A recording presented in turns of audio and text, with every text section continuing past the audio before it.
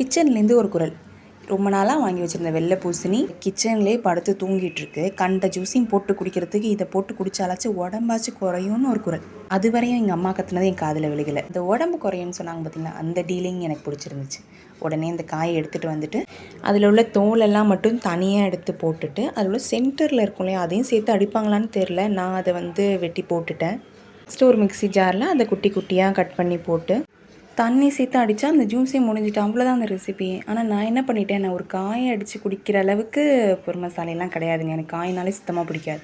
அப்போ கொஞ்சமாக அதை கூடவே புதினா சேர்த்து அடிச்சுக்கிட்டேன். ஸ்மெல் கொஞ்சம் நல்லா இருந்துச்சு.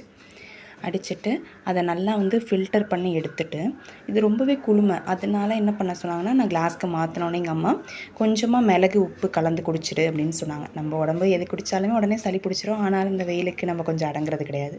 குடிச்சு பார்த்தா டேஸ்ட் ரொம்ப மோசம், அப்படியே சொல்லவே முடியாது. ரொம்பவே நல்லா இருந்துச்சு. ட்ரை பண்ணி பாருங்கள்.